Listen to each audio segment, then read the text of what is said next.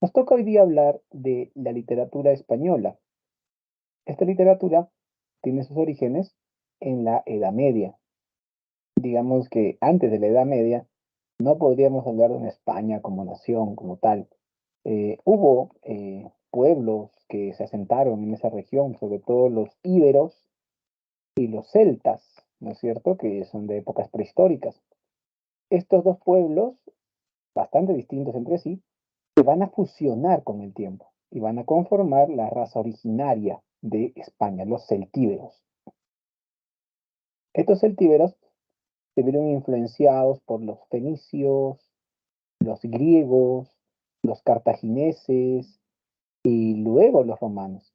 Pero los romanos no se conformaron solamente con comerciar y intercambiar cultura con ellos. Los romanos sí fueron a conquista, ¿ok? Hacia el siglo II después de Cristo, los romanos habían ya conquistado toda la península. Y hasta el siglo V, que fue la caída de Roma Occidental, los romanos instauraron una romanización en esta región. Cuando Roma cae en el siglo V, cae por las invasiones bárbaras. Y es una de estas naciones bárbaras, los visigodos, los que se hacen fuertes en esta región, instaurando un reino visigótico.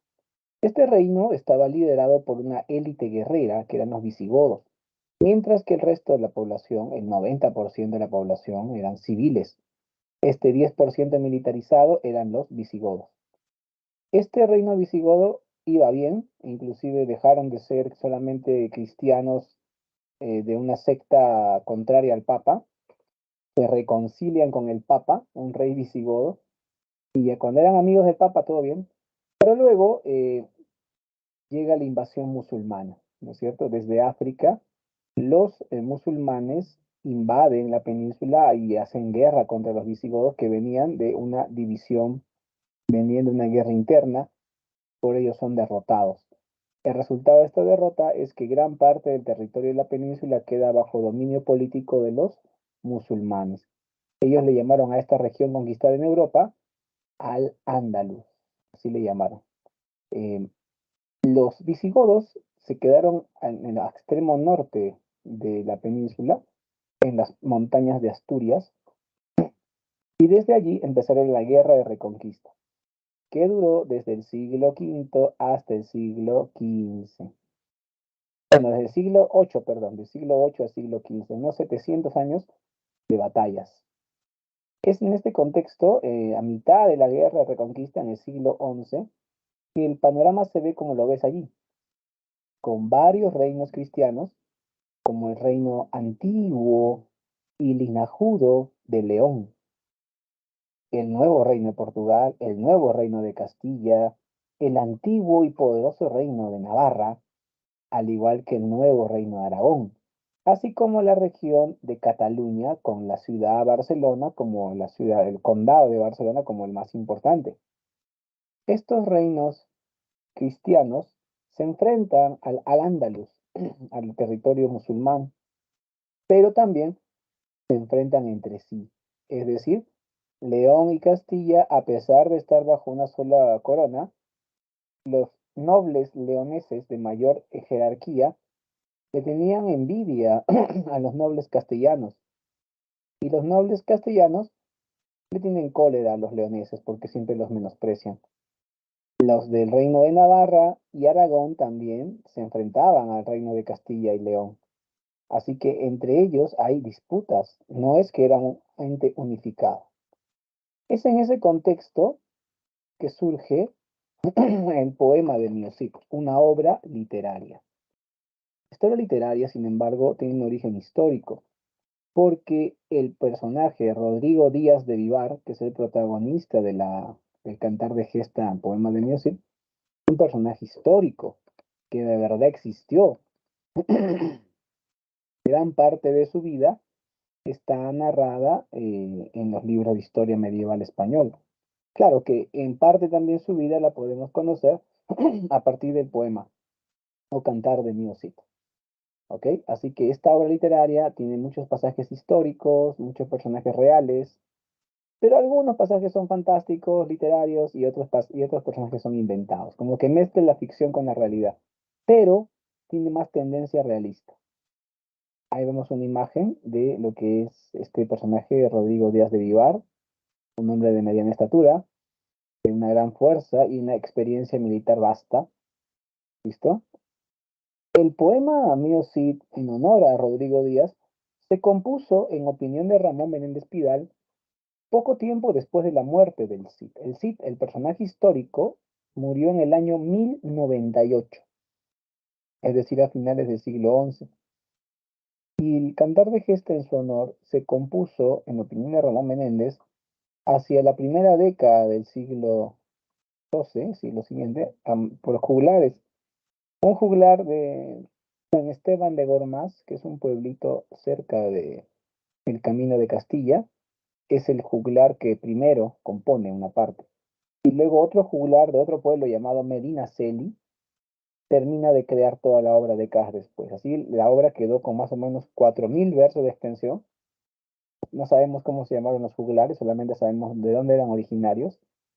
Y se calcula que hacia finales del siglo XII, alguien con dinero, mandó a convertir a la escritura esta obra. O sea, se conocía oralmente por los juglares y alguien dijo, bueno, vamos a transformarlo a la escritura. Eso fue realmente un momento importantísimo. En el siglo XIV, a inicios del siglo XIV, más específicamente en 1307, un copista llamado Per Abad, que probablemente era un cura, tipo de eclesiástico, copia el manuscrito original y esa es la copia que tenemos hasta el día de hoy, ¿no?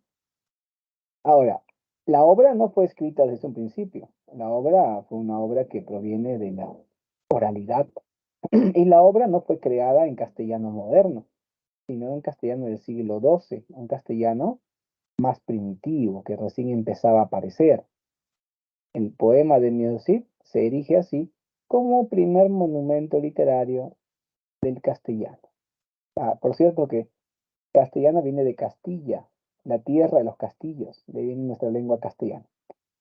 Bien, el manuscrito que se copió en 1307 a manos de Perabat, se le arrancaron dos hojas al principio, cosa que tenemos solamente la tercera página como primera parte de la obra. Esta primera página inicia con los siguientes versos. Dice así: de los hoyos, tan fuerte y vientre, llorando, tornaba la cabeza y estábalos catando. Vio puertas abiertas e usos sin cañados, alcántaras vacías, sin peles e sin mantos, y sin falcones et sin azores mudados. Pablomio Cid, grave et mesurado, creado a ti, criador que estás en alto, esto me han volto, míos enemigos malos. Mío Cid, por Burgos entrove. Coméntenme, jóvenes, y yo no voy a continuar la clase hasta que me comenten. ¿Se entendió o muy difícil o más o menos? ¿Se entendió muy difícil o más o menos este fragmento del castellano del siglo XII del Cid? Coméntenme en el chat, por favor.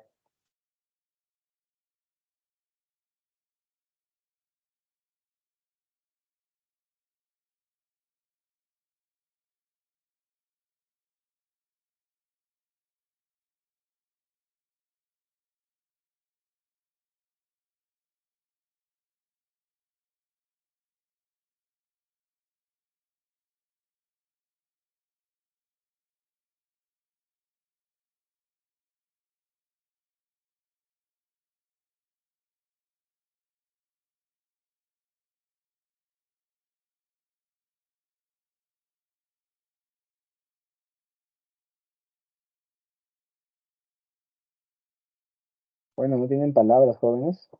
Están como la mamá de la quinceañera. Claro, cuando le dan el micro dice no tengo palabras. Y devuelve el micro.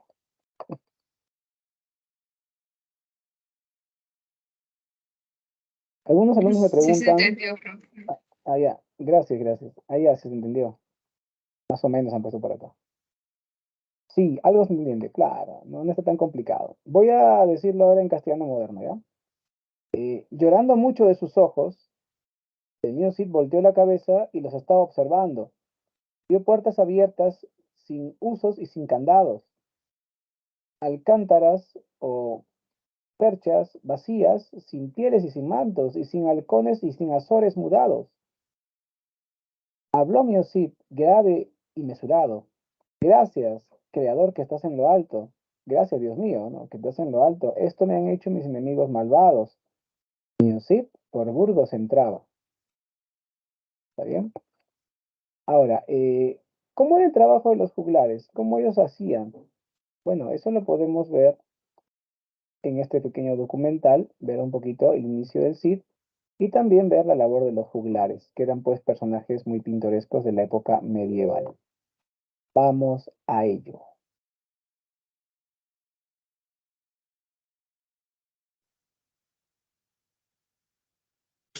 Martín Antolínez, Pero Bermúdez, Alfonso VI, los infantes de Carrión y el conde García Ordóñez, el gran enemigo del Cid. En un lugar cualquiera de España, en un castillo, palacio, fortaleza o en la plaza de un pueblo, un juglar podía cantar la historia y la fama de aquel gran héroe, el caballero Rodrigo Díaz de Vivar, al que los árabes llamaron Cid, que quiere decir señor. Estamos en el siglo XI. Comienza así el poema.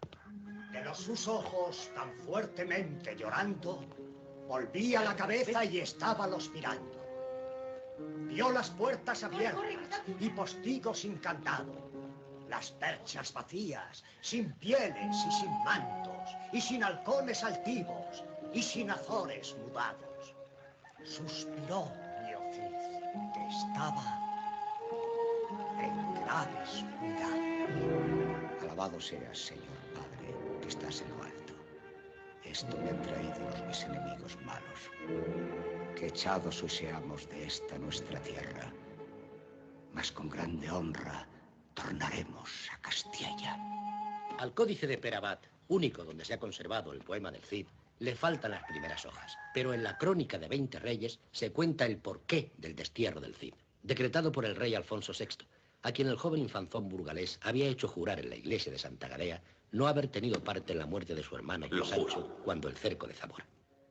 Rodrigo Díaz era el alférez o abanderado del rey Don Sancho, y ahora debería acatar obediencia del nuevo rey de Castilla.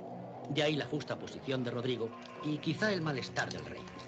Lo cierto y lo histórico es que Alfonso desterró a Rodrigo al regreso de una incursión de su vasallo a Sevilla, a donde había ido a cobrar las parias del rey moro sevillano, que era tributario del monarca castellano. Y así, un buen día del año 1081, poco más o menos, parte Ruy Díaz al destierro con sus gentes, caballeros y criados, hacia tierra de moros. El juglar cuenta en su poema la salida del Cid de sus heredades, de sus tierras de Vivar, a orillas del río Ubierna, a 2 leguas de la ciudad de Burgos. El buen Cid Ruy Díaz en tierra de Burgos entró. En su compañía 60 lanzas y pendones de él iban en pos. Asomábanse por verle la mujer y el varón. Burgaleses, burgalesas, en las ventanas son. Llorando de los sus ojos, tal tenían de dolor. De todas las sus bocas decían con razón: Dios, qué buen vasallo si tuviera buen señor. Dios, qué buen vasallo si tuviera buen Dios, señor. qué buen vasallo si tuviera buen señor. Dios, qué buen vasallo si tuviera buen señor. Dios, qué buen vasallo si tuviera buen señor. Le hospedarían con gusto, pero ninguno los ama. Pues saben que el rey Alfonso, en tanto le tiene saña, que antes de la noche a Burgos llegó su carta, con precauciones muy grandes y fuertemente sellada. Que a mí, Cid, Ruiz Díaz, ninguno diese posada. Pues aquel que se la diese tiene del rey la palabra de que perderá los bienes y los ojos de la cara. Y a más de todo esto, el cuerpo con el alma.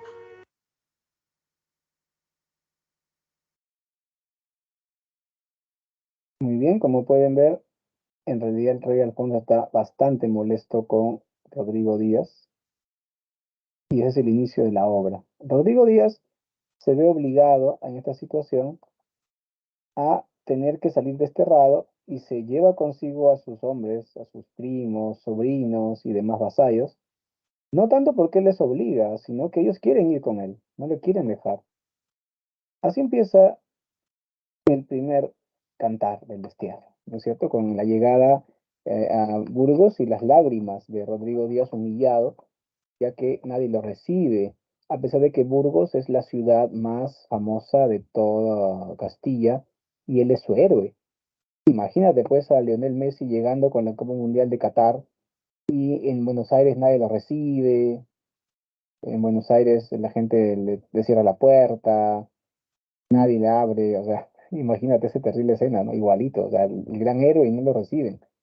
Rodrigo se retira humillado, llorando por la impotencia, y va después al monasterio de Cardeña, porque va a dejar a su esposa Jimena y a sus hijas, Elvira y Sol, que son niñas, al cuidado de los curas allí, para que, y bueno, también un pequeño séquito de empleadas domésticas que la van a cuidar, ¿no? Las van a cuidar. Entonces él sale a pelear contra los moros. Y acá Rodrigo Díaz lo que hace es atacar ciudades moras, saquear ciudades moras y cobrar cupo para irse. O sea, sí, Rodrigo atacaba, sitiaba, saqueaba y cobraba cupo. Y así saca dinero y con ese dinero logra enviarle presentes a Alfonso porque él quiere que el rey lo perdone. ¿Ok? Así, en sus correrías, llega cerca al condado de Barcelona, la ciudad condal, en el norte de España. Allí es donde Rodrigo Díaz saquea y cobra cupo a los moros de las inmediaciones de Barcelona. Y el conde de Barcelona, Ramón Berenguer, está muy molesto porque dice, ¿por qué le cobras cupo a estos moros si yo ya les cobro cupo a ellos? Entonces ahí el Cid se ha metido con el poderoso conde Ramón Berenguer. Rodrigo Díaz le dice al conde, señor conde, disculpe, no quiero pelear contra usted. Parece que el Cid le está diciendo que le tiene miedo, pero no, el Cid le está diciendo, no te atrevas a enfrentarte porque no quiero humillarte, o sea, por tu bien no te atrevas, o sea, pero el conde Ramón Berenguer es muy orgulloso y sale a pelear con sus catalanes, y Rodrigo Díaz va con sus castellanos y lo golean al Barcelona en su propia cancha. Sí, una tremenda derrota. Rodrigo toma prisionero al conde Ramón Berenguer y luego de tomarlo prisionero, también le quita su espada, ¿no? Su espada, la colada. La colada es un pedazo de hierro de 60 kilos, con la empuñadura bañada en oro y con piedras preciosas incrustadas. Es una maravilla esa espada y se la quita como trofeo de guerra a Rodrigo Díaz. Pregunto, Rodrigo Díaz ha sido desterrado, está bien, pero económicamente y en su fama como guerrero, ¿cómo le está yendo en este destierro? Coméntame en el chat. A ver, ¿cómo le está yendo? Está atacando a moros, saqueando moros, cobrando cupo a los moros. Ahora vence al conde Ramón Berenguer, porque el conde le dijo, parado sin polo, y Rodrigo no se chupó, y ya sabes qué pasó. A ver, cuéntame, ¿cómo le va a Rodrigo? ¿Le está yendo bien? ¿Le está yendo mal? Más o menos, ¿qué dices?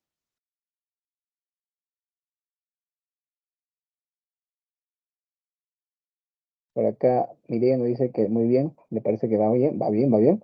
Va en ascenso, muy bien, Mireia. En el segundo cantar, han pasado los años, y Rodrigo ya no solamente ataca, saquea y cobra cupo, ahora invade una propiedad ajena y la toma por suya, o sea, es un ocupante precario.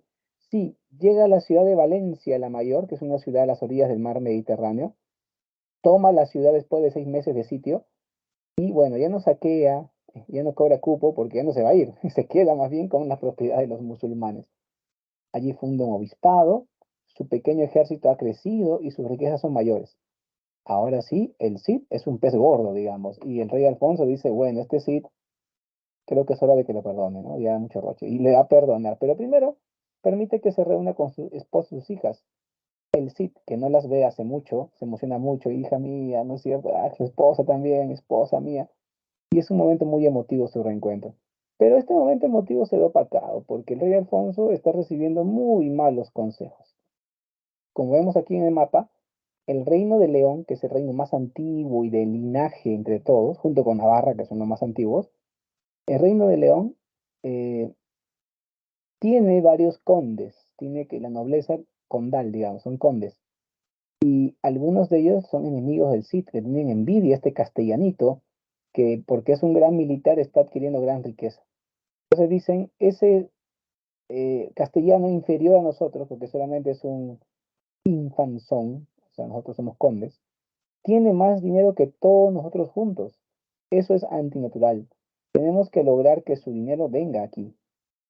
Y la manera es el matrimonio. Ellos ven que las hijas del Cid son las chicas de 14, 15 años y que están en la edad de casarse, que el Cid también va a estar interesado en propuestas de matrimonio para sus hijas. Recuerden, chicos, en ese tiempo, una chica estaba comprometida a los 12, casada a los 13, con su primer hijo a los 14. Y las hijas del Cid ni siquiera estaban comprometidas, y ya tenían 14, 15 años, estaban viejas, para los estándares de la época, claro.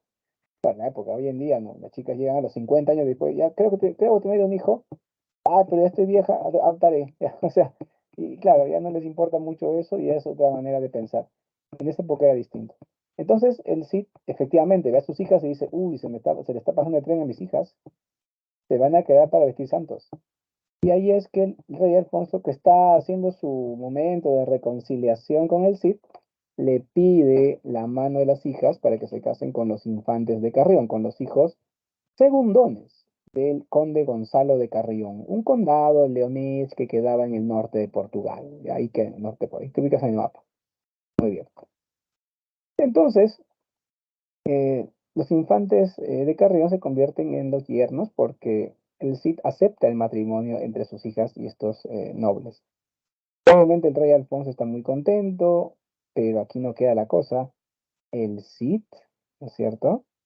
El Cid va a aceptar, pero con la condición, ¿no es cierto?, de que el rey Alfonso sea quien avale estas bodas, porque el rey Alfonso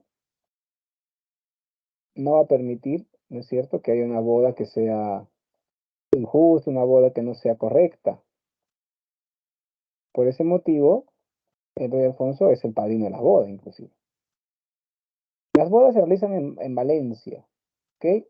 Y dura 15 días la fiesta. Imagínate 15 días de fiesta, joven. La fiesta patronal del pueblo de mis padres dura hasta 7 días.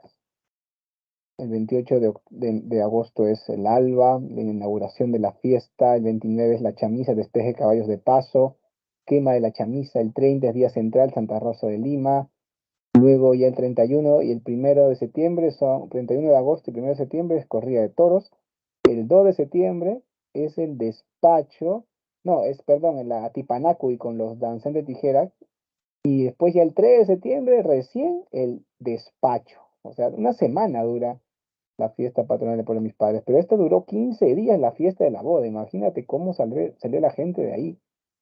Llamaron ambulancia, salían en camilla, con oxígeno, le ponían suero. O sea, ¿cómo habrá salido esa gente? Y ahí termina con esta gran fiesta, esta gran alegría, el segundo cantar.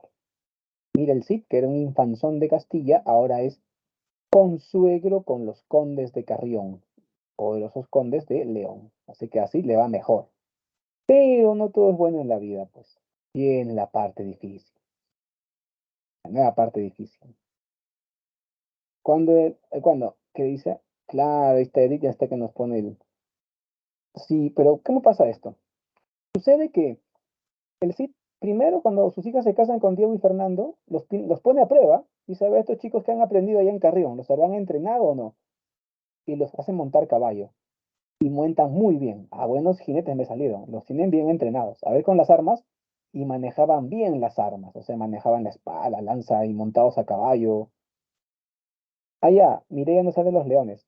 Bueno, eso ocurre al principio del cantar tercero, ¿no? Después de los 15 días de fiesta, la gente estaba un poco descuidada con los deberes. Y los encargados de cuidar los leones se habían olvidado de cerrar la puerta bien. Y un león se había escapado. Los leones estaban en el palacio de Valencia. Y tú dirás, profe, ¿qué hacía un león ahí? Lo que pasa es que los moros, que eran de los dueños de Valencia, habían dejado los leones en vez de gatos como mascotas. Y el Cid cuando llegó dijo, bueno, déjenme los gatos en su lugar. Y un león salió de su jaula. Allí todos los cortesanos, o sea, sus hombres de confianza del Cid, el Cid estaba durmiendo en la sala, en su cama portátil, porque tenía sueño, y se despertaba para seguir el trencito, ¿ok? Cuando vieron al león, fueron corriendo y rodearon al Cid como una ronda, pero dándole la espalda al Cid y mirando de frente al león, como diciendo, si el león viene, primero me mata a mí, después toca a mi señor. Esos son valientes.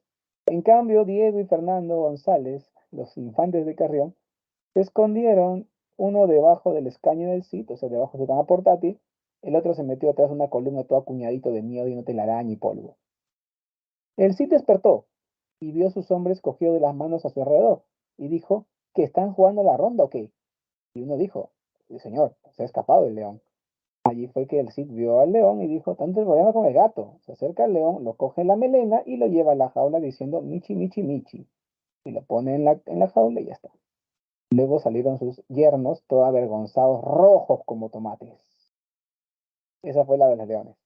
Pero luego, como te dije, el Cid para ver a sus yernos, los hace montar a caballo, manejar las armas y ve que manejan bien, muendan bien. Dijo, qué buenos hijos, ahora sí voy a salir a batalla con mis hijos, ¿no? Pronto viene la oportunidad. Llegó el rey Bucar de Marruecos desde África a tomar Valencia la mayor. Imagínate, ¿está bien? Tú dirás, profesor, pero los musulmanes tenían intenciones de recuperar los territorios que el Cid le había quitado. Sí, los musulmanes siempre estaban a la expectativa, desde África llegaba el mayor poder militar. Los árabes de la península ibérica se habían vuelto árabes muy blandengues, ¿no? O sea, que eran grandes científicos, filósofos, músicos, poetas. Había mucho boato en esas cortes árabes musulmanas, y los africanos eran los más duros, los que decían, hay que conquistar, hay que quemar a los cristianos que son infieles. Así que llega el rey Bucar desde Marruecos con un ejército muy grande para recuperar Valencia.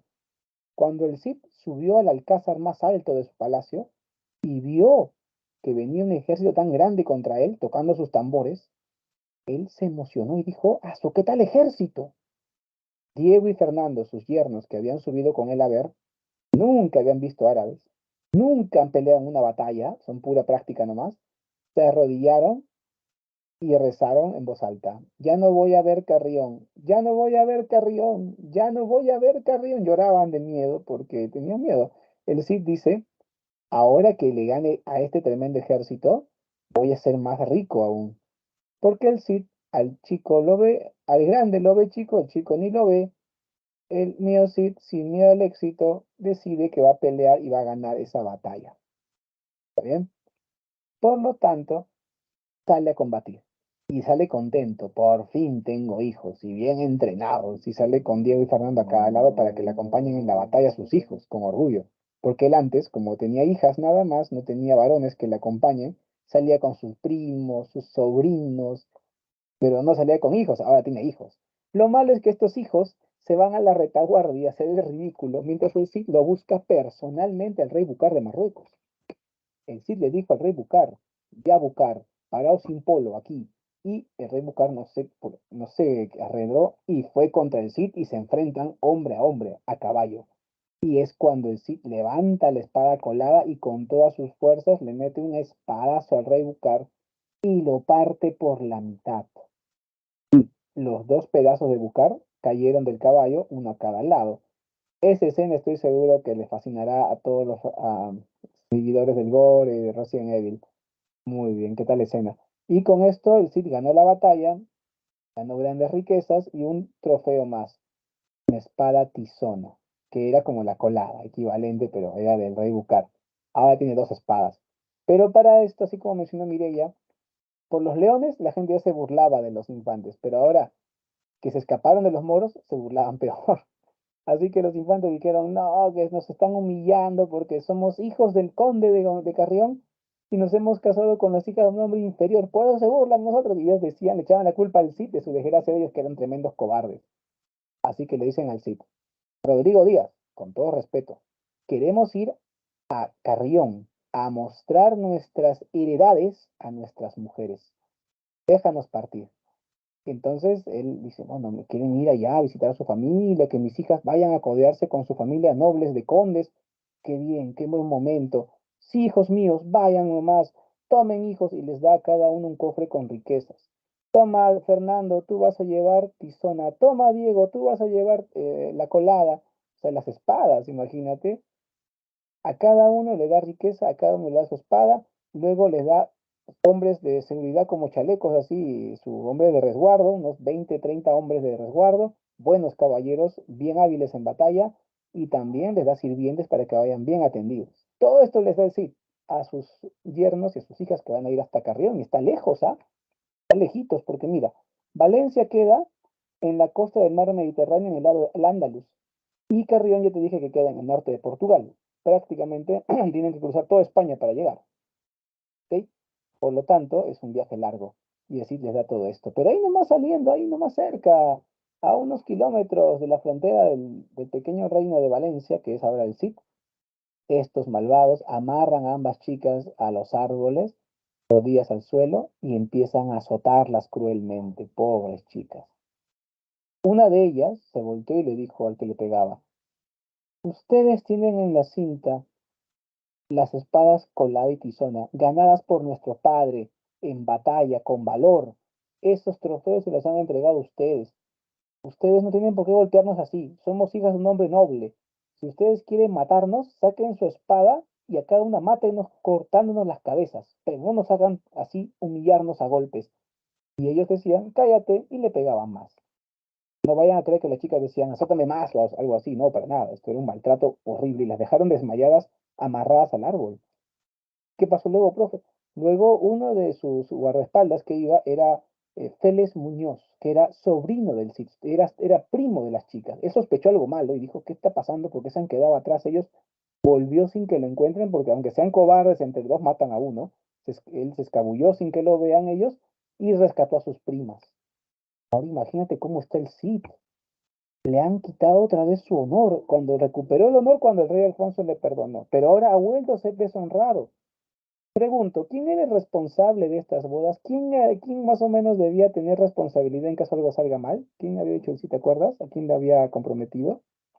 ¿Quién debe acá tomar cartas en el asunto, jóvenes? ¿Quién era? Muy bien, gracias Mireya. El rey Alfonso.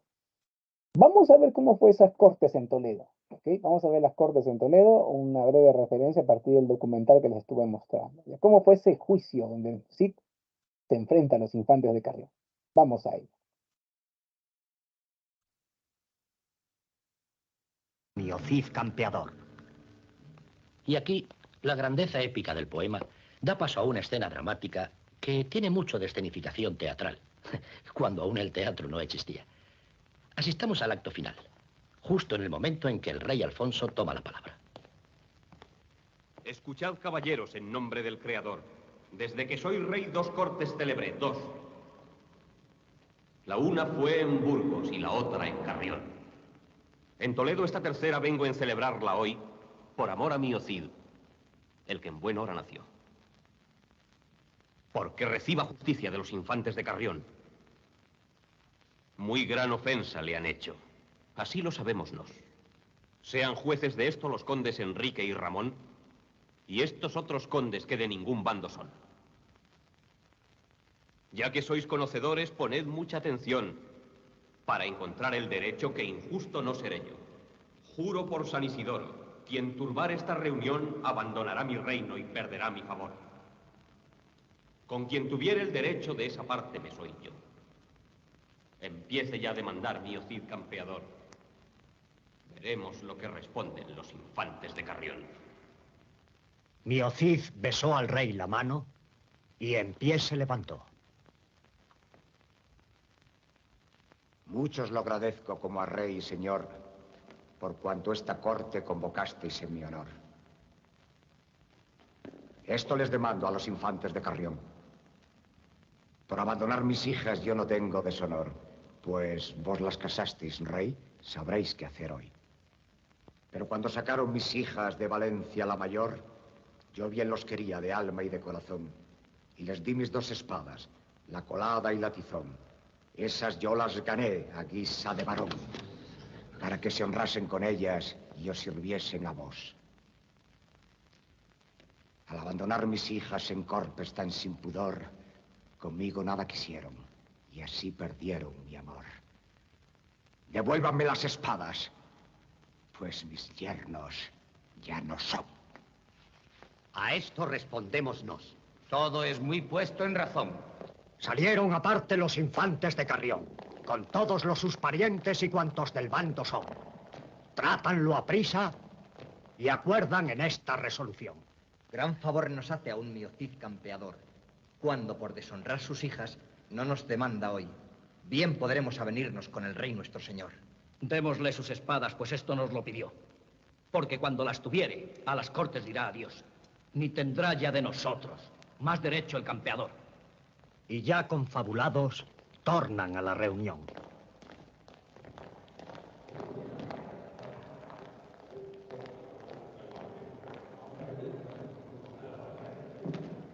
Merced, rey don Alfonso, que sois nuestro señor. No lo podemos negar, pues 2 espadas nos dio. Y puesto que las demanda y las tiene estimación, devolvérselas queremos, estando delante vos. Sacaron las espadas, la colada y la tizón, y las ponen en manos de don Alfonso, su señor. Cuando las desenvainan, la corte relumbró. A Mío Cid llamó el rey y las espadas le dio. Alegrósele el cuerpo, sonrió de corazón. Alzó entonces su mano y de la barba se tomó. Prometo por esta barba que nadie jamás mesó, que así os iré vengando. Doña Elvira y Doña Sol. A su sobrino don Pedro, la espada tizón le dio. Tomadla, sobrino, que mejora de señor. A Martín la colada le dio. Martín Antolínez, mi vasallo de pro. Tomad la colada, la gané de buen señor, de Ramón Berenguer de Barcelona la Mayor. Por eso os la doy aquí, para que la cuidéis bien vos. Sé que si viniese el caso o se ofreciese sazón, habréis de ganar con ella gran prez y mucho valor. Gracias al Creador y a vos, mi rey y señor, ya recobré mis espadas, la colada y la tizón. Otra queja tengo aún contra infantes de Carrión. Cuando sacaron de Valencia a mis hijas las 2, en oro y plata contantes, 3000 marcos les di yo. Mientras yo obraba esto, ellos urdían traición. Que me devuelvan mis bienes, pues yernos míos no son. Aquí vierais quejarse a los infantes de Carrión. Decid presto que sí o que no. Ya le dimos sus espadas a Mío Cid campeador, porque más no nos pidiese y terminar la cuestión. Si así al rey le pluguiese, así decimos nos. A lo que demanda el Cid, deis justa satisfacción. Así lo otorgo yo, pues justa es la petición. De nuevo salen aparte los infantes de Carrión. No llegaron a un acuerdo, pues los bienes muchos son y ya se los han gastado los infantes de Carrión. Tornaron con el consejo y hablaron a su sabor. Mucho nos apremia el que Valencia ganó cuando nuestras riquezas pretende con ardor. Le daremos heredades en las tierras de Carrión. Si eso complaciera al Cid, no se lo veramos nos, mas en nuestro parecer os mandamos a los 2. Que entreguéis aquí el dinero en esta misma reunión. Nos bien conocemos toda esta cuestión. Los derechos que pide el buen Cid campeador. De aquellos 3000 marcos, los 200 tengo yo, pues ambos me los dieron los infantes de Carrión. Devolvérselos quiero, pues tan en pobreza son. Dénselos a Mío Cid, el que en buen hora nació. Si ellos los han de pagar, no quiero tenerlos yo. Dinero en moneda no tenemos los 2. El oro y la plata, gastado lo habéis los 2.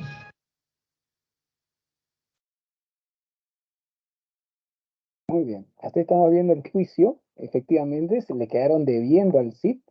Creo que le firmaron un pagaré, o sea, no, sin una letra de cambio. Bueno, la cosa es que se quedó endeudado ahí el conde de Carrión por sus hijos, pero, si ustedes vieron allí, y este video está bien bonito, vieron que el Cid le dio sus espadas a sus vasallos, bueno, a su sobrino Pedro Bermúdez y a su buen vasallo Martín Antolínez. Pero ¿por qué les dio a ellos? Porque luego es una tercera petición y pidió que ellos, los que tienen sus espadas, se batan a duelo con los infantes. Ahí tú dirás, profe, ya bacán, duelo para que les peguen, ¿no? No, no tanto para eso. Recuerda que en la Edad Media, todo lo que ocurre es porque Dios lo permite. Entonces, si ha habido una traición y 2 caballeros pelean, uno pelea para defender un bando, el otro para el otro bando, el caballero que gana es porque su bando es el bando que tiene la justicia. Por lo tanto, Dios no permite que alguien malo gane un duelo. El Cid pide duelo y dice, mis mejores caballeros, que son mi sobrino Pero Bermúdez y mi buen vasallo Martín Antolínez, se van a batir a duelo en mi representación con los infantes porque mi honor ha sido manchado y quiero que Dios dé su veredicto aquí. Obviamente los infantes no quisieron, dijeron, no, que porque voy a batirme, que ya te devolví tu espada, ya te devolví tu dinero, y bueno, con deuda. Pero igual el rey dijo, oigan, ustedes le han faltado el respeto, así que sean varoncitos y bátanse a duelo. Y bueno, eso ocurre después y son ambos derrotados y humillados por Martín Antolínez y Pero Bermúdez. También en este momento, a final de las Cortes, llegan los mensajeros del reino de Navarra y Aragón a pedir las manos de las hijas del Cid para segundas nupcias. O sea, para que las hijas ya como se han divorciado de los infantes de Carrión, ahora se pueden casar con los reyes, con los hijos de los reyes de Navarra y Aragón. Obviamente el Cid está muy complacido, acepta la propuesta para sus hijas, y de ese modo el Cid deja de ser un infanzón castellano humilde y se convierte en el consuegro de los reyes de Navarra y Aragón. Te cuento que en la historia real, estos infantes de Carrión, esto nunca existió. O sea, las hijas de Cid nunca se casaron con ellos ni nunca fueron azotadas. Lo que es verdad es que el Cid históricamente comprometió a sus hijas con los príncipes herederos de Navarra y Aragón. Eso sí es histórico. Eso sí es historia, jóvenes, real que ocurrió. ¿Ok? Por lo tanto, volvemos acá en un momento, ¿ya? Por lo tanto, tenemos el tema de el destierro y la recuperación de la honra del Cid como tema principal. Y otros temas importantes como el ascenso social por méritos en la guerra. Aquí Rodrigo Díaz se convierte en un gran ejemplo, ya que él, por ser un buen guerrero, ha subido de nivel de categoría nobiliaria. También encontramos el enfrentamiento entre la nobleza de linaje, que es la nobleza de León, que son condes, con la advenediza, que es la nobleza de Castilla, que solo son caballeros o a lo mucho infanzones, nobles de menor categoría que un conde. Así que vemos como ambas noblezas, la de León y Castilla, se enfrentan. El Cid va por los castellanos y los condes leoneses van por León. Luego tenemos la Guerra Santa. Rodrigo Díaz se enfrenta a los moros y anima a sus huestes diciéndoles: Heridlos, mis caballeros, por amor del criador. Yo soy Rey Díaz, el Cid de Vivar, campeador. Y así empieza la batalla, ¿no es cierto? Peleando contra los moros. También encontramos el amor familiar. La despedida entre Rodrigo y sus hijas y esposa es muy triste. El juglar nos dice que es como, casi como cuando la carne y la uña se separan. Así de triste es su separación, y dolorosa, ¿verdad? Y luego la venganza, estos infantes de Carreón que se van a vengar del Cid porque dicen que por culpa de él la gente se burla de ellos, ¿no? O sea, imagínate, su cobardía de ellos y le echan la culpa al Cid. Bien, jóvenes, vamos con los aspectos formales. Primero, esta obra es de género épico, ¿ok? Fue creada por juglares de manera oral y luego pasada a la escritura. Más o menos en el siglo XII se crea la obra a inicios del siglo XII, poco después de la muerte del Cid, porque el Cid murió en el año 1098, o sea, a finales del siglo XI, y en el siglo XII aparecen muchos juglares y varios de ellos seguramente van a ir creando y van a ir repitiendo cantares de gesta en honor a Rodrigo Díaz de Vivar, porque era un personaje muy famoso de la época. Así que la obra del poema de Mio Cid o cantar de Mio Cid es de género épico, la especie es el cantar de gesta, se estructura en tres cantares: el cantar del destierro, el cantar de las bodas de las hijas y el cantar de la afrenta de Corpes. Se llama afrenta de Corpes porque en el bosque de robles de Corpes ocurre el azote de las hijas. La métrica es irregular. ¿Está bien, profe? ¿Qué es métrica irregular? La métrica irregular se da cuando hay varios versos, pero que cada uno mide diferente a los demás. No hay una regularidad métrica. ¿Ok? Entonces, los versos del poema de Mio Cid son versos de arte mayor. ¿Está bien? A ver qué me dice. ¿Cuál es el final? Ah, ya, quiere que vea el final. A ver, vuelvo un momento. Ya, el final está acá, miren. Exactamente como fue. En plenas cortes, después de que el Cid ha logrado que el rey Alfonso apruebe el duelo entre sus caballeros y los infantes, ¿está bien? Los infantes dicen, no podemos pelear acá porque no tenemos nuestra silla de montar, nuestros caballos. Si quieren, peleamos en Carrión. O sea, como que vamos allá a mi casa, ya peleamos, ¿no? En sus tierras de Carrión, en las Vegas de Carrión, sus tierras fértiles. Los hombres de Cid no quieren. Dicen, no, ¿por qué voy a ir allá? Allá me matas, ¿no? Y Alfonso le dice a Cid, no te preocupes, Rodrigo, don't worry. Yo los llevo a tus hombres allá y yo los cuido para que no les pase nada. El Cid acepta, ¿no? Porque Alfonso lo va a proteger, todo bien. Y ahí, antes de que terminen las cortes, vienen a pedir las manos de las hijas. ¿Listo? Luego de eso, se dan los combates en Carrión y los hombres del Cid derrotan y humillan a los infantes. Y con esa derrota termina la obra El cantar o poema de Mío Cid. ¿Ok? Sí, gracias, Mireia, por hacernos recordar que faltaba explicar bien el final, ¿no? No es un poquito hoy tergiversado, sí, pero ese es el final en sí. Ahora sí volvemos con los aspectos formales. Como te estaba diciendo, la métrica irregular se refiere al hecho de que los versos miden diferente. Hay versos que miden 14 sílabas métricas, otros miden 10 sílabas métricas, pero todos los versos, a pesar de que son de diferentes medidas, son de arte mayor, ¿no? O sea, son versos de 9 sílabas métricas para arriba. Los versos de arte mayor son los versos que tienen 9, 10, 12, 13, 14, 15 sílabas. Son versos extensos. En cambio, los versos de arte menor son los que tienen solamente 8 versos, perdón, 8 sílabas, 7 sílabas, 6 sílabas métricas, a partir de 8 para abajo, ¿ok? Acá, por ejemplo, tenemos estos versos que miden diferentes sílabas. Bueno, tenemos después la rima. La rima sonante o imperfecta se refiere a la rima cuando solamente la vocal se va repitiendo al final del verso. ¿Listo? Por ejemplo, acá en esta adaptación al español moderno, dice riendas, ¿no? As, das, tra, da, sa, chan, la. ¿Te das cuenta? Se repite la A siempre al final del verso como rima, pero se le va acompañando de diferentes consonantes.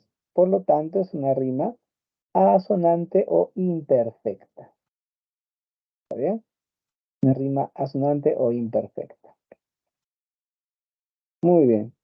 Me gustaría saber si tienen alguna pregunta, alguna duda de lo que acabamos de explicar, que es el poema de Mío Cid. Sobre el contexto, el argumento, las características de la obra. Y por favor me hacen saber para poder ayudarlos.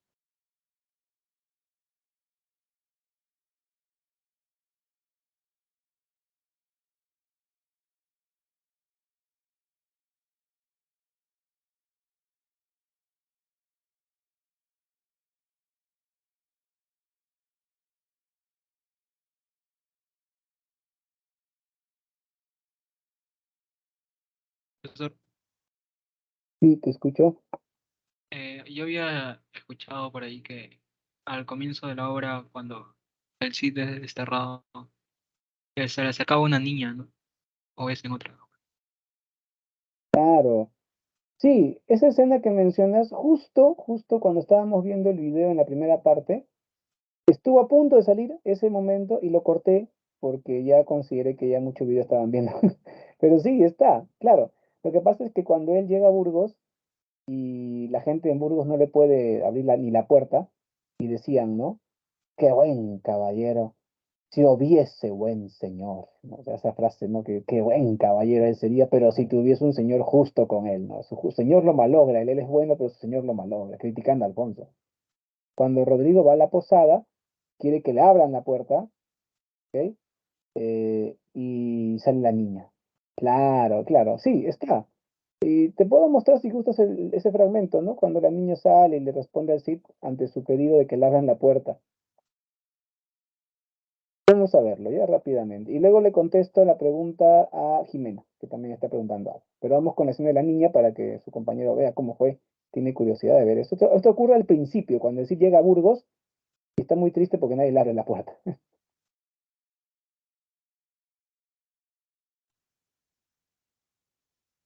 El Cid campeador se dirigió a la posada, mas cuando llegó a la puerta hallóla bien cerrada.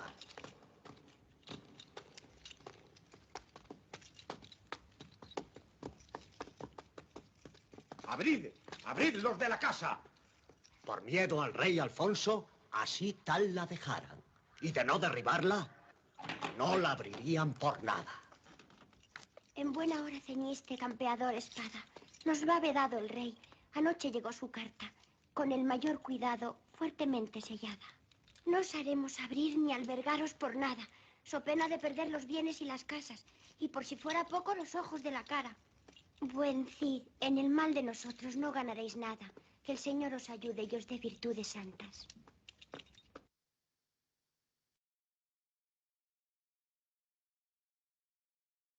Muy bien, ahí está el fragmento que mencionaste. Efectivamente, la niña sale y ahí es que el Cid, ya saliendo humillado, termina pues derramando lágrimas.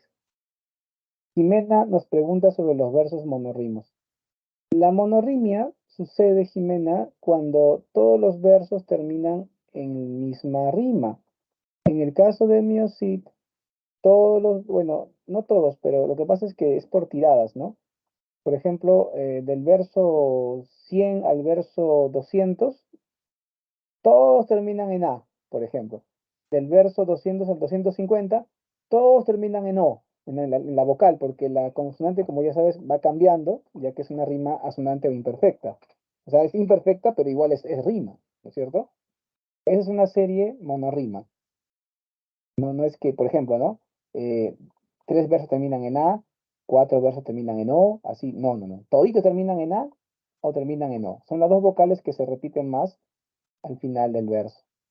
Eso es monorrima. Por ejemplo, acá en estos 6 versos que vemos ahí adaptados al castellano moderno, encontramos una serie monorrima. Todo termina en A.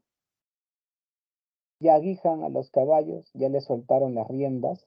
Cuando salen de vivar, ven la corneja a la diestra, pero al ir a entrar en Burgos, la llevaban a su izquierda. Movió Miocid los hombros y engaramió la tiesta. Albricias, albarfañes, albricias, caechá somos de tierra, pero cargados de honra tornaremos a Castilla. ¿Ves? Todas terminan en A, aunque va cambiando la vocal, la consonante que acompaña la A. Un verso perfecto, un rima consonante sonaría así. Las alumnas de la banca la llamaron tiza blanca. ¿Ves? La K y K. Anca, anca. Se repite exactamente igual, con consonante incluida. Pero acá no. La vocal sí repite, pero la consonante no se repite. Esos serían los versos monorrimos en rima sonante o imperfecta. Bien, ¿alguna pregunta más, jóvenes, sobre los temas, los episodios del Cid?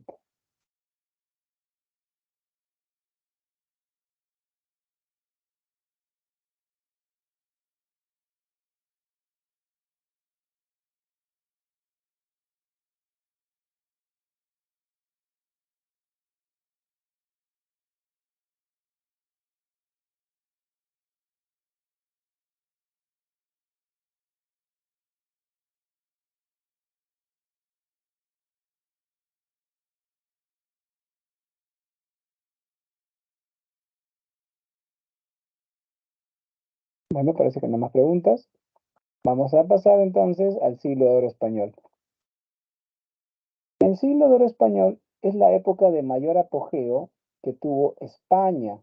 Es la época a partir del reinado del emperador Carlos V de Alemania, Carlos I de España, que fue nieto de los reyes católicos.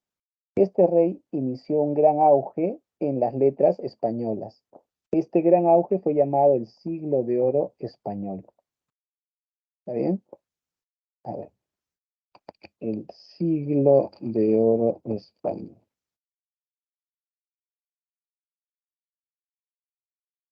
Ujú. Había uno por acá que yo había visto. ¿Dónde está? Ah, ya está.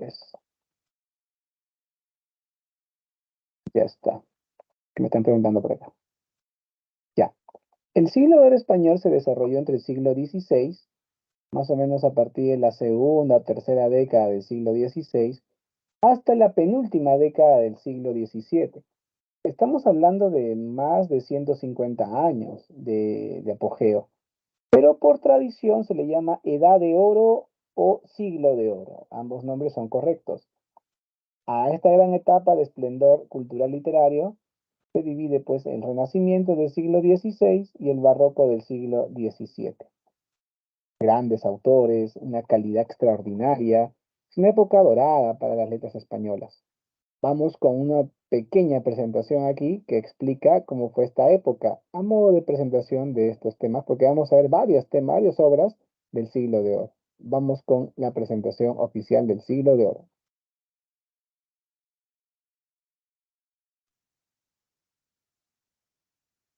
El siglo de oro español.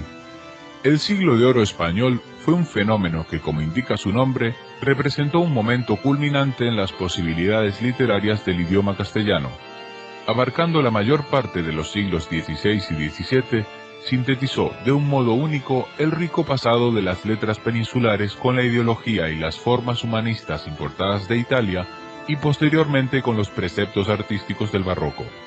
Un vocabulario inagotable, una generosa batería de recursos retóricos y una sintaxis casi acrobática definieron el estilo de este fecundo período, que tuvo sus principales fuentes temáticas en el costumbrismo, la reflexión amorosa, el misticismo y el honor.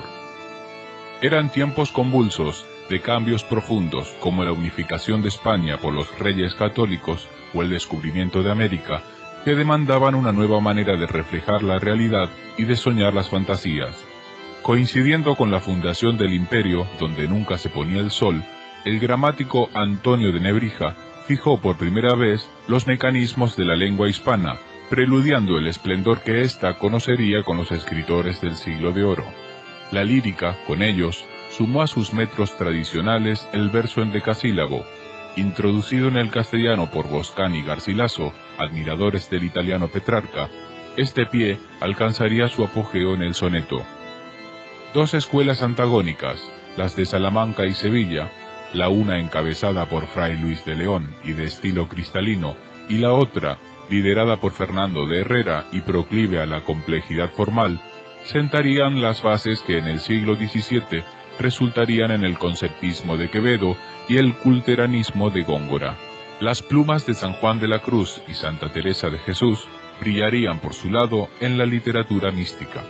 También el teatro viviría horas de gloria en el siglo de oro, cuando el drama y la comedia peninsulares llegan a su madurez gracias a Lope de Vega, Tirso de Molina y Pedro Calderón de la Barca.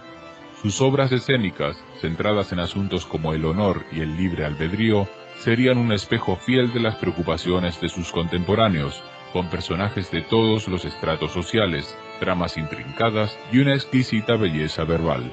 En lo que concierne a la narrativa, se decantó por un realismo protagonizado por antihéroes, los pícaros, cuyas aventuras y desventuras eran retratadas con gran crudeza y no poco humor.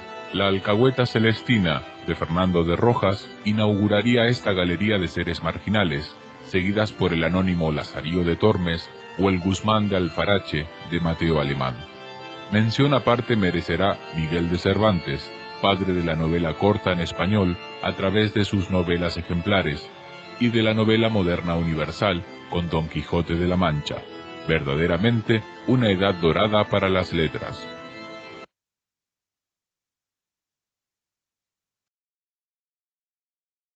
Efectivamente, el siglo XVI y el siglo XVII fue la época de mayor auge de toda la historia de las letras castellanas.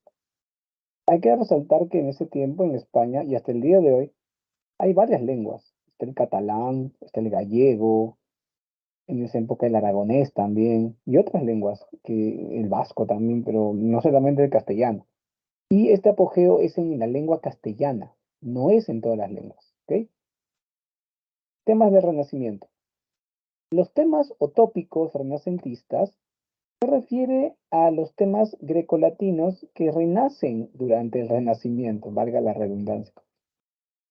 Tópico se entiende como un tema que siempre aparece y no pasa de moda. Ese es un tópico. Por ejemplo, el tema del amor. El amor siempre aparece como tema literario. El tema de la muerte. La muerte es un tema de 1001 obras literarias. O también un tópico para mí muy habitual y para que entiendan la idea de tópico es la manera, el protocolo, cómo una chica termina su relación sentimental con un chico. Es un tópico, es casi un diálogo ya prefabricado. Siempre lo llevan al chico a un lugar así medio aislado y le dicen, Quasimodo, He estado pensando, y Quasimodo inocente le dice, dime, Federica, ¿en qué has pensado? Y ahí es donde Federica le clava en la cruz al pobre Quasimodo y le dice, que mejor quedemos como amigos nomás. Ya te clavó en la cruz, ya te puso la corona de espinas. Y algunos chicos son tan inocentes que le llegan a decir, pero si estamos en nuestro mejor momento. Y ahí es que la chica le dice, no, Quasimodo, no me ruegues, ten dignidad, ¿no? Por eso, jóvenes, cuando la chica me dice a mí, he estado pensando, yo ya de frente le digo, toma tus 10 soles para tu taxi, un gustazo, chao, y me retiro. No le doy el gusto de que me claven la cruz, ¿ok? Por supuesto. Entonces, jóvenes, ya, y no hablo de los jóvenes cómo terminan con las chicas, porque también otro tópico es, ya, así que ahí nomás. Ahora, profesor, ¿y qué tópicos o temas o recurrentes son los que los autores de Renacimiento empiezan a utilizar en el siglo de oro? Bueno, tenemos algunos. Bueno, te voy a explicar algunos. A ver. Los que nos pide el prospecto de admisión, por supuesto, jóvenes. Tenemos por un lado el amor como tópico literario. Recuerda que Dios creó el mundo por amor. Por lo tanto, el amor de Dios es el origen del universo. Esto hace que el amor se convierta en algo maravilloso que genera la armonía del universo. ¿Está bien? Refleja esta armonía del universo, la belleza absoluta. Claro, profe, pero ¿qué tal si la chica, si Federica, no me hace caso, profesor, y me desprecia? Claro, en ese caso ya no hay armonía, más bien hay caos cósmico, sí, una decadencia en el universo, porque el amor no es correspondido, pues jóvenes. ¿Está bien? Así que todos esos soldados caídos están en pleno caos y agonía. El destino, por otro lado, es una fuerza muy poderosa que nos rodea y nos impele a cometer o incurrir en defectos. Pero cuidado, en la edad antigua, por ejemplo en Edipo Rey, vemos el tema del destino, como es que Edipo trató de no cumplir su destino porque el oráculo le había dicho que le iba a matar a su padre y se iba a casar con su madre, se aleja de Corinto para no hacer eso, y en el camino mata a Layo y se casa con Yocasta, quienes eran su verdadero padre y madre respectivamente, y él se entera de que su destino se había cumplido 15 años después de que se cumplió, porque nadie puede cambiar su destino, en el pensamiento de los grecolatinos, claro. En el pensamiento de la edad renacentista, más bien tú te puedes enfrentar al destino, puedes intentar cambiarlo. Pregunto, jóvenes, para que veas el ejemplo que te voy a poner. ¿Ustedes saben jugar póker o ocho loco o golpeado? ¿Algún juego de naipes? Por si acaso, ¿no? Yo recuerdo que una vez estaba queriendo aprender a jugar póker, pero no aprendí. Ella dice que sí. Ajá, mira, ya muy bien. Y entonces, si tú sabes jugar esos juegos de azar con cartas, sabes que te pueden tocar cartas más o menos, o hasta cartas malas, pero puedes igual ganar con esas cartas, ¿no es cierto? A pesar de que sean malas cartas, claro. Esa es la frase de Shakespeare. Shakespeare nos dice, el destino baraja las cartas de nuestra vida, pero nosotros las jugamos las cartas, no el destino. Muy buena reflexión. En este ejemplo que tenemos aquí, encontramos un fragmento de la égloga segunda de Garcilaso. Recuerda que Garcilaso la Vega escribió 3 églogas, la égloga primera, la égloga segunda y la égloga tercera. Este es un fragmento de la segunda égloga.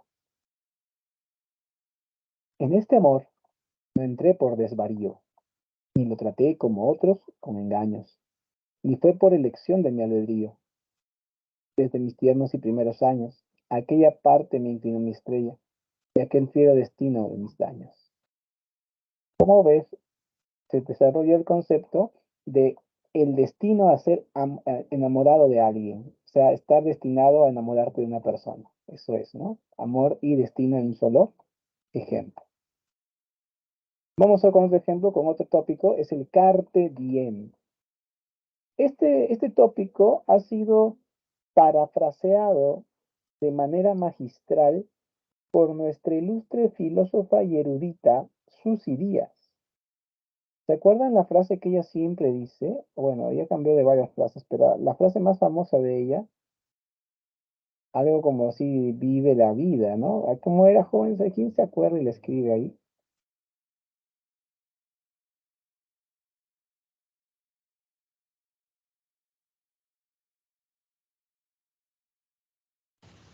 Profesor, creo que es vive la vida y no dejes que la vida viva, algo así. Ajá, excelente. Acá varios le han puesto a Mireya, Matías, Adeli y María Sofía. Vive la vida, no es que la vida te viva. Bueno, lo dice más nasal, ¿no? Vive la vida, no es que la vida te viva, dice, ¿no? Claro, excelente. Gracias, jóvenes, por participar. Sí, Susy Díaz nos está parafraseando el tópico Carpe Diem. Así que más respeto con Susy Díaz, una erudita, ¿ok? Carpe Diem significa el goce de la juventud y la belleza corporal, efectivamente. Por ejemplo, Garcilaso en Soneto 23 le dice a una chica joven y bonita, le dice, coged de vuestra alegre primavera el dulce fruto, antes que el tiempo airado cubra de nieve la hermosa cumbre. Marchitará la rosa el viento helado, todo lo mudará la edad ligera, por no hacer mudanza en su costumbre. Fíjate ahí. A ver, en la primera estrofa de estas dos que vemos, encontramos, ¿no? En la parte que hay una rima consonante, fíjate. Era, ado, bre, ado, era, bre, ¿no? Primavera con costumbre, airado con helado y cumbre con, a ver, cumbre con costumbre. Ajá. Ahí está la rima, ¿no es cierto? Primavera con ligera, airado con helado y cumbre con costumbre, ¿ves? Esa es la rima perfecta o consonante.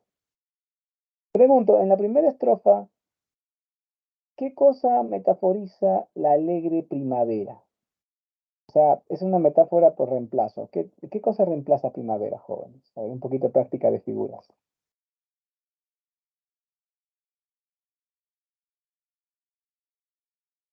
¿Qué representa la primavera? Vuestra alegre primavera. Sí. Mireia nos pone juventud. Por supuesto, muy bien. ¿Y cuál es el dulce fruto de la juventud? ¿Qué es lo que las chicas jóvenes, ahí está Isabela también, las chicas jóvenes las distingue de otras mujeres mayores, de otra edad? A ver, por ejemplo, que las chicas jovencitas tienen un brillo en los ojos, un cabello sedoso, una piel tersa, en realidad están en su apogeo de belleza física en su juventud. Ese es el dulce fruto, dulce fruto.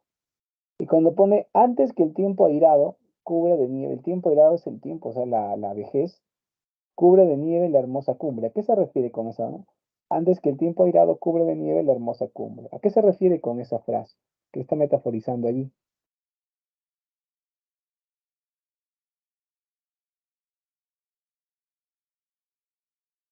Las canas, muy bien. Entonces la nieve serían las canas y la hermosa cumbre sería la cabeza. Claro, entonces que seas viejita, aprovecha el día, vive la vida y no dejes que la vida te viva. Ya sabes, carpe diem.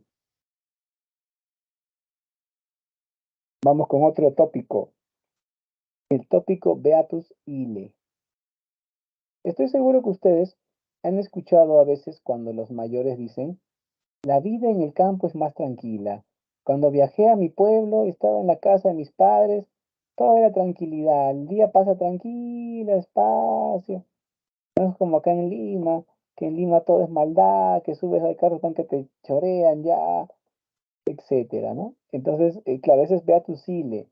Es un halago, una felicitación a aquel que se aleja de la ciudad corrupta y empieza, ¿no es cierto?, su vida alejada de la ciudad y como un pastor en el campo. Este tópico lo desarrolla también Fray Luis de León, como ves que es un poeta del Renacimiento español, o sea, del siglo de oro. Él, en Oda a la vida retirada, nos hace un homenaje en base al tópico Beatus Ile.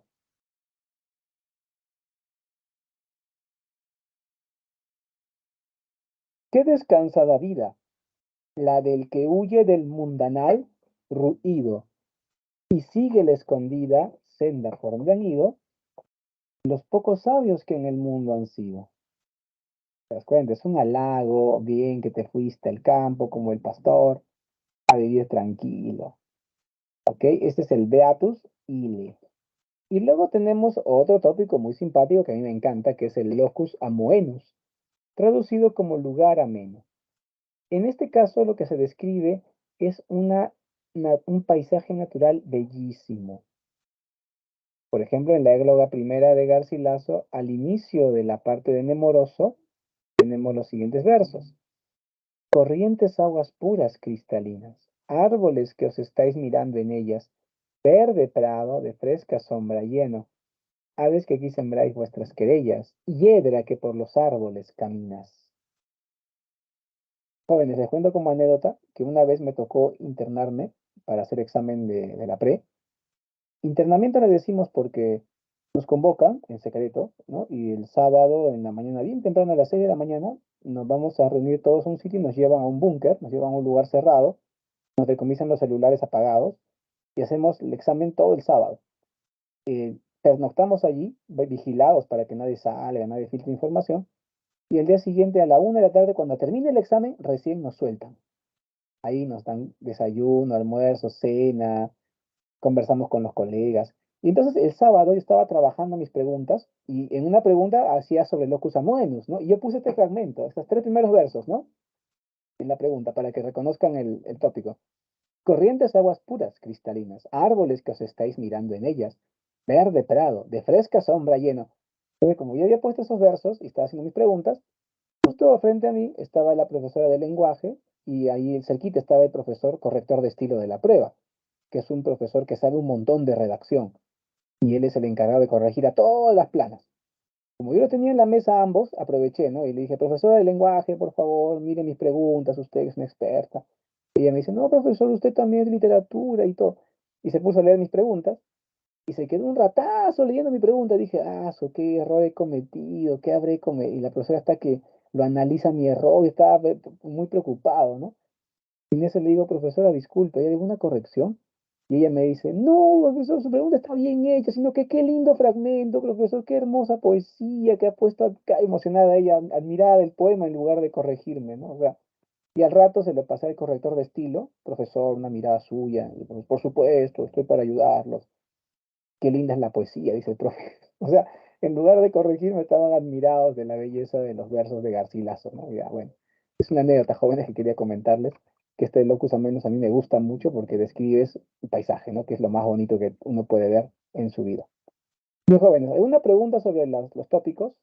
A ver, ¿alguna pregunta sobre los tópicos? Una que quieran saber. Hay más tópicos, hay un montón, ¿ah? Sino que aquí te enseñamos algunos, como una muestrita para ustedes. ¿Ok? Es una muestra para ustedes. Son los temas recurrentes, los tópicos renacentistas, los que no pasan de moda.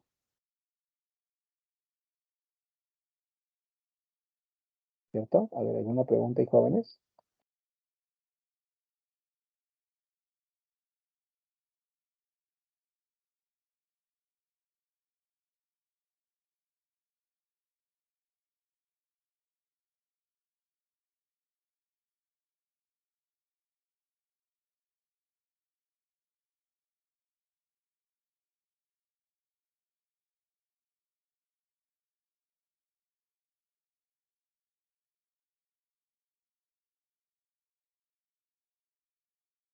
Me dicen por acá todo claro. Jimena me ha hecho todo claro. Voy a creerle. ¿Listo? Entonces vamos con el último tema de esta clase, que es la narrativa renacentista. ¿Ok? ¿Qué cosa es la novela picaresca, jóvenes? Si nosotros planteásemos una definición para novela picaresca, podría ser la siguiente. Novela protagonizada y narrada por un pícaro. Muy bien, Edith, exacto. El pícaro, me vas a preguntar, profe, chévere. Una novela picaresca es una novela protagonizada y narrada por un pícaro. Pero, ¿quién es el pícaro? Y aquí Edith nos menciona que es un antihéroe. Efectivamente, el pícaro es considerado un antihéroe. ¿Por qué, profesor? ¿Por qué? Porque el pícaro A diferencia del héroe, tiene los valores contrarios. A ver, el héroe, por ejemplo, es valiente, el pícaro tremendo cobarde. El héroe pelea por los demás y el pícaro engaña a los demás. El héroe dice la verdad y el pícaro es más mentiroso. El héroe ayuda a los demás. El pícaro se aprovecha de los demás. O sea, te das cuenta, todo lo contrario a un héroe es el pícaro. Por eso es un antihéroe. ¿Está bien? Acá tenemos algunas características más de este tipo de novela. La primera novela picaresca fue La vida de Lazarillo de Tormes y de sus fortunas y adversidades, una obra publicada a mediados del siglo XVI. Sin embargo, la obra no tuvo mucha repercusión en que no, bueno, la obra sí fue famosa, pero no hubo muchas obras que le continuasen. En el siglo XVII ya, autores como Mateo Alemán o Francisco de Quevedo llegan a publicar novelas picarescas, más complejas, ¿no? Como El Guzmán de Alfarache, de Mateo Alemán, o La Vía del Buscón Don Pablos, de, ¿cierto?, el otro autor que te mencioné. Entonces, bueno, en este caso sería Quevedo, ¿no? El Guzmán el Buscón Don Pablos. Profe, ¿quién es el autor de Lazarillo de Tormes? ¿No? Debe ser muy famoso. Y bueno, es que no hay autor, ¿no? Es una novela anónima. El autor no quiso firmar la obra para evitarse problemas. La novela picaresca tiene como característica ser un documento sociológico, donde describen la vida de las clases medias y clases populares. La tendencia es realista, o sea, se utiliza mucho la realidad real. ¿Está bien? Luego tenemos que emplea el humor y la sátira como formas, ¿ok?, de crítica social. Ya, porque mediante el empleo del humor y la sátira se logra la risa de crítica. Carácter autobiográfico. Lo que pasa, jóvenes, es que en este caso, estas obras son narradas por el mismo protagonista, por el pícaro, que cuenta su historia. Luego tenemos la carencia de unidad argumental sólida y la presencia del pícaro como antihéroe. Muy bien, jóvenes, estamos en la recta final de la clase. Creo que es positivo, tenemos todavía bastante tiempo, así que podemos resolver, espero todas, o al menos alguna de las preguntas que nos toca esta semana. Voy a revisar, voy a abrir mi archivo.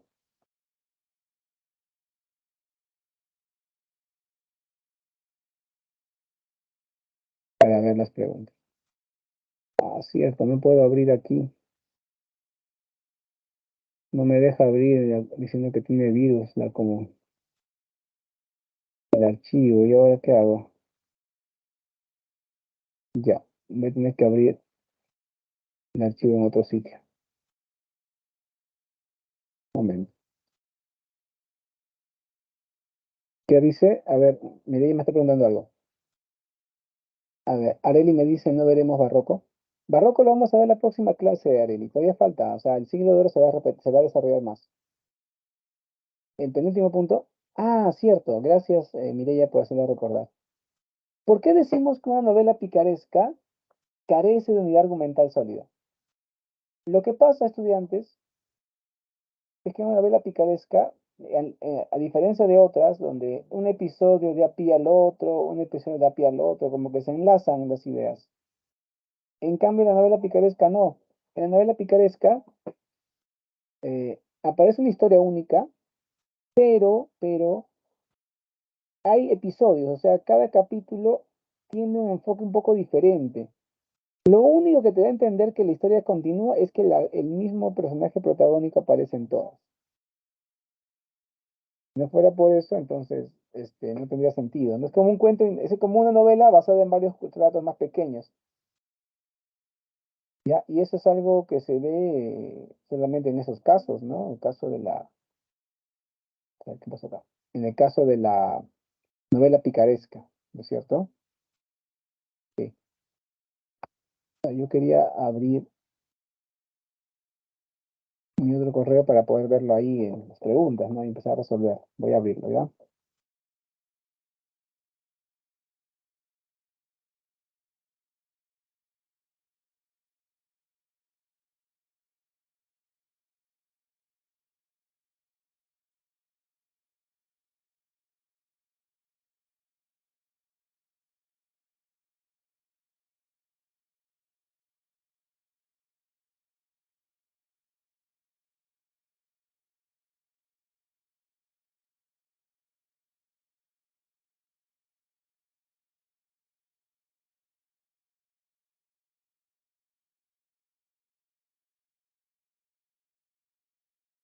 Bien, estamos acá con la separata. Vamos con la primera pregunta.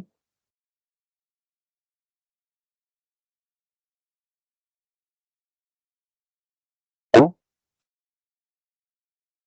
Lectura silenciosa a todos. Les doy 3 minutos para resolver esta pregunta. Vayan poniendo las claves.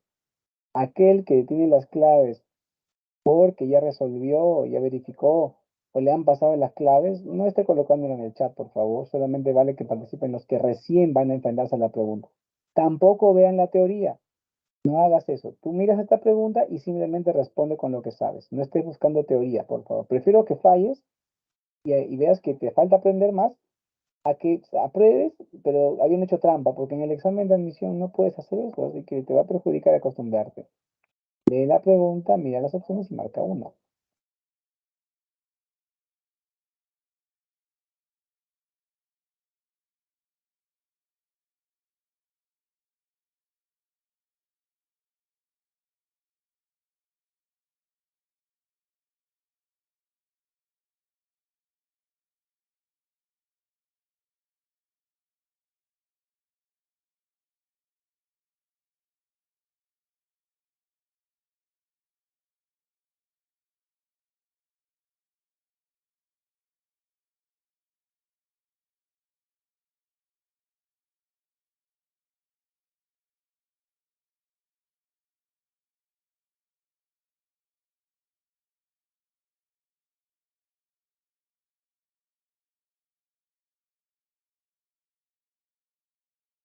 A ver, jóvenes, ¿cuál sería la clave aquí?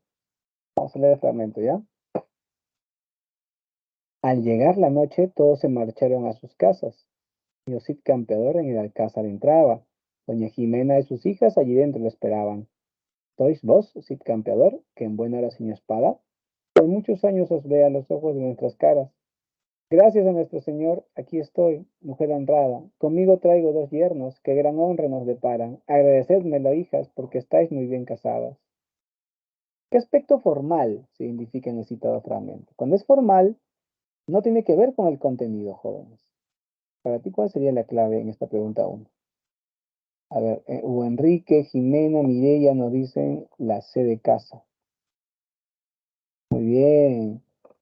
En el poema de Mio Cid, en el aspecto formal que se observa en el fragmento anterior, aparte de la utilización de métrica irregular por la extensión de los versos varía entre 10 a 20, es que estos presentan una rima asonante o imperfecta, donde se repite la A, pero acompañada de diversas consonantes. Muy bien. Vamos con la pregunta 2.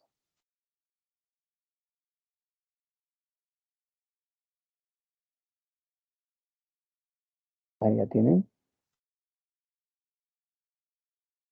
Y da 3 minutos para que la resuelva.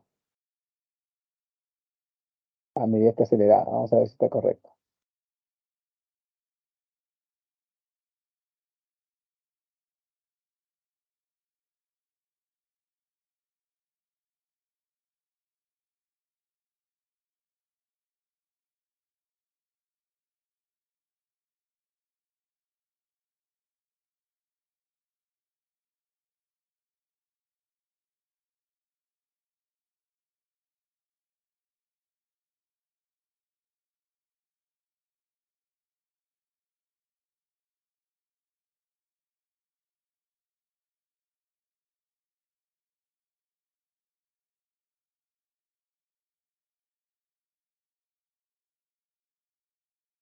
Me le he dejado 3 minutos, pero veo que varios han contestado ya. Dicen la B.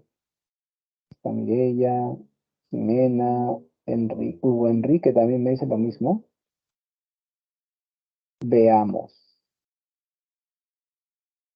Veamos, dijo Ciego.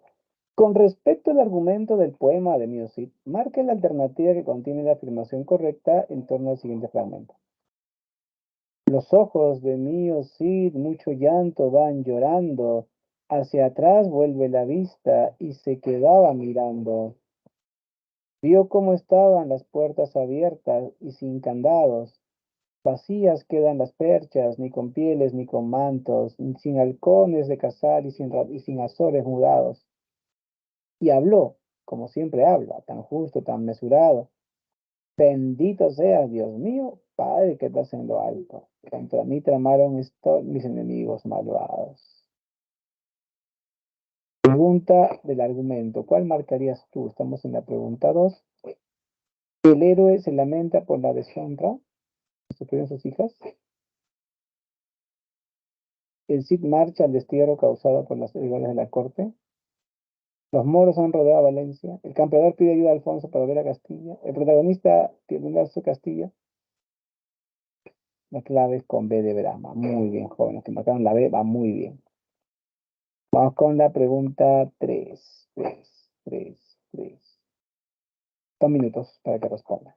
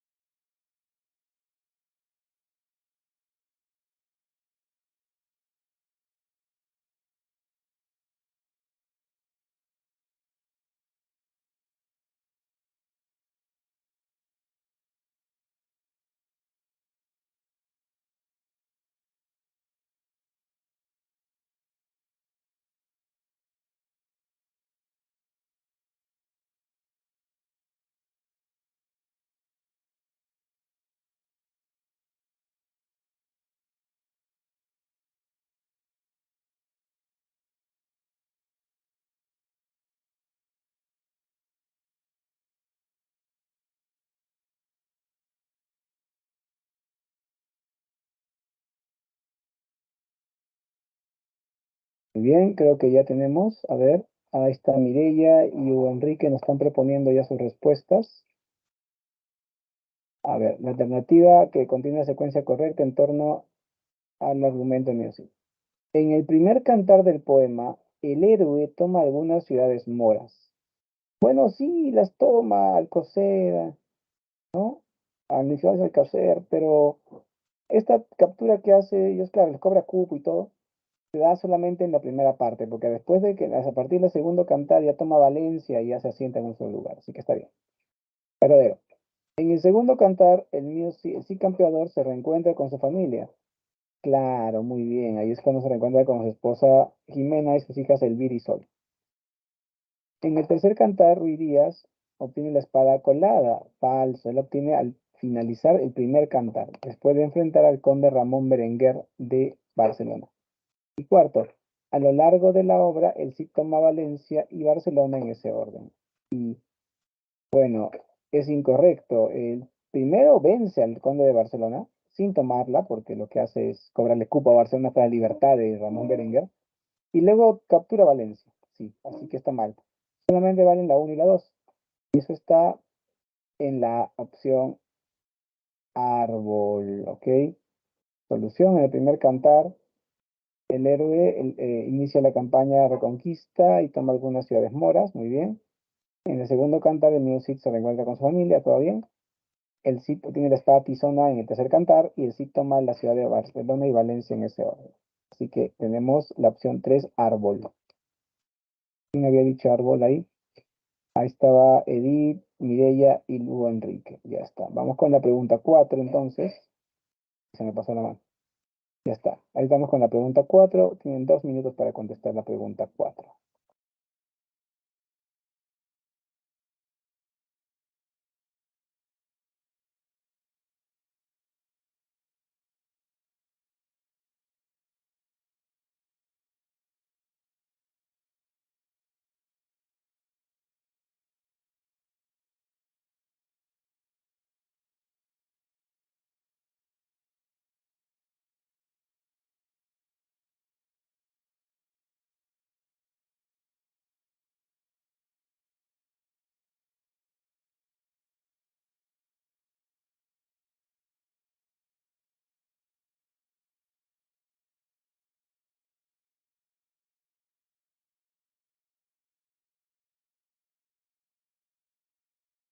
Muy bien. Ya tenemos algunos que están contestando. Me han puesto por ahí la B. Otros me han puesto la E. Un minuto más y vamos al solucionario.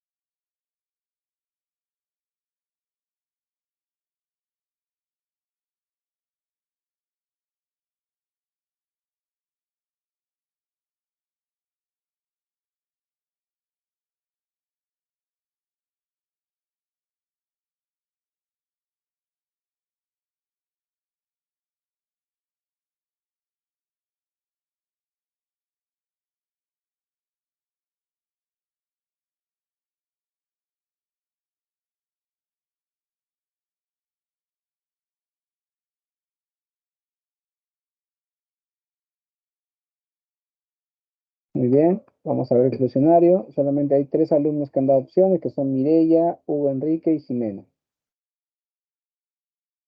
Vamos ahí. Marquen la alternativa que completa correctamente el siguiente enunciado sobre el comentario del poema Mío Cid. Este cantar de gesta que muestra un tono equilibrado adquiere una gran importancia porque la respuesta es: posee valores lingüísticos y literarios, dado que es el primer monumento literario de castellano y es una muestra del lenguaje de la lengua castellana primitiva. 4 enano, entonces. Ahí está la respuesta. El poema de Mío Cid es un cantar de gesta anónimo de carácter realista que presenta un tono equilibrado y cobra trascendencia ya que posee valores tanto literarios como lingüísticos. Respuesta enano. Vamos con la pregunta 5. Lea los siguientes versos de la égloga segunda de Garcilaso de la Vega y luego marque la alternativa que completa correctamente el siguiente enunciado. La poesía del siglo de oro español evidencia, esto se nota en, y leemos, el dulce murmurar de este ruido, el mover de los árboles al viento, el suave olor del prado florecido, podrían tornar de enfermo y descontento cualquier pastor del mundo alegre y sano. Ahí tenemos. Vamos 2 minutos para que puedan reflexionar la respuesta.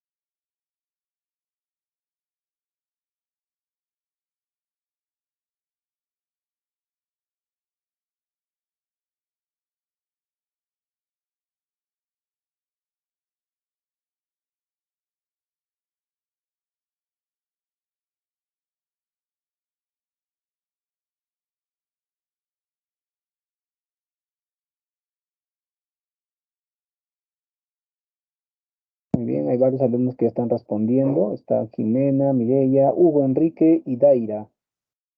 Ellos nos dicen, a ver, ¿dónde está la respuesta? Que la respuesta es la A, ¿no? A ver, sería la poesía del siglo de oro español evidencia el influjo renacentista. Esto se nota en la presencia del locus amoenus. Veamos si es verdad. En los versos citados de la égloga segunda se configura el tópico renacentista locus amoenus, lugar ameno, puesto que se resalta en espacio natural idealizado, árboles, prados florecidos. Respuesta árbol. Muy bien, jóvenes. Vamos con la siguiente, la pregunta 6. ¿Qué tópico renacentista se infiere en los siguientes versos de la égloga segunda de Garcilaso de la Vega? Cuán bienaventurado aquel puede llamarse que con la dulce soledad se abraza y vive descuidado de lejos de empacharse en lo que el alma impide y embaraza, no ve la llena plaza ni la soberbia puerta de los grandes señores. ¿Cuál sería la clave aquí en la pregunta 6? Recordemos que esta semana solo son 8 preguntas, así que estamos cerca de terminar. A ver quién me dice la 6. ¡Wow! Todos en la E. A ver, no. Edith nos dijo la C. Luego Mireya, Hugo Enrique y Jimena nos dicen la E de enano. Veamos, están apurados. Vamos a ver. Muy bien, es la E, por supuesto. Comparar la vida con la vida del pastor, la vida en la urbe. Y la pregunta 7. Una pregunta de La salida de Tormes, que es la primera novela picaresca.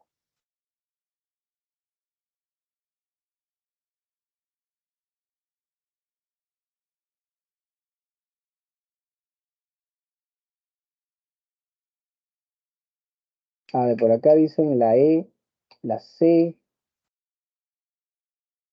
A ver, Mireya dice la E. Hugo Enrique pregunta la C. Jimena dice con seguridad la C, profesor, la C. Vamos a ver, ¿ya? Vamos a ver el fragmento. Otro día, no pareciéndome estar allí seguro, fuime a un lugar que llaman Maqueda, a donde me toparon mis pecados con un clérigo. Escapé del trueno y di en el relámpago, porque era el ciego para con un Alejandro Magno, con ser la misma avaricia, como he contado. No digo más, sino que toda la lacería del mundo estaba encerrada en este. No sé si de su cosecha era o lo había anexado con el hábito de clerecía. A ver, son correctas. Manifiesta una tendencia satírica o burlesca. Utiliza un lenguaje de estilo culto y refinado. Emplea la narración en primera persona. Muestra las vivencias de la clase alta y popular. A ver, ¿cuál sería verdadera? ¿Cuál sería falsa? Ahora sí, las 7, por favor, contesten todos. Vamos para cerrar. A mí me he puesto la E, la C y la C. ¿No hay más opciones? ¿Nadie más quiere participar? Participen, jóvenes. Por acá Matías me dice la C también. Ya se están yendo por la C. Veamos. En el fragmento se aprecia un tono satírico, ya que se exponen en burla al sector clerical, marcado por la avaricia verdadera. Las novelas picarescas emplean un lenguaje popular, eso es verdad, entonces, bueno, eso es falso, entonces estilo culto refinado. Usa la forma autobiográfica o narración en primera persona, verdadero. Registra los modos de vida de los sectores medio y bajo, no la nobleza. Y son correctos enunciados 1 y 3. Respuesta casita. Muy bien, y respondieron bien todo. Bueno, excepto Mireia, que parece que se arrepintió después. Ya está. Vamos ahora con la última pregunta. Nos queda poco tiempo. Marca la alternativa que completa de manera correcta el siguiente enunciado. El texto, bueno, sobre novela picaresca. El texto, al describir la manera en cómo vive la población perteneciente a las clases media y popular en la España del siglo XVI, ¿cuál sería la clave ahí? La pregunta 8 para cerrar la clase. La pregunta 8, ¿cuál sería la respuesta?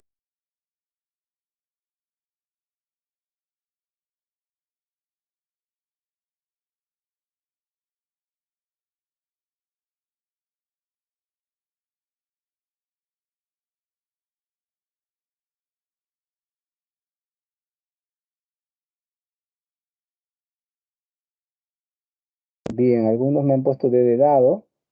Vamos a verificar eso ahora. Muy bien, es la 8, D de dado. Ahí tenemos las claves de la semana 5. Por suerte, como solo son 8 preguntas, nos alcanzó el tiempo para poder responder todas. Ahora sí, jóvenes, ya toca cerrar la sesión. Les doy las gracias por su atención y también por su participación en la clase. Así se puede hacer una clase, pues cuando ustedes también participan activamente.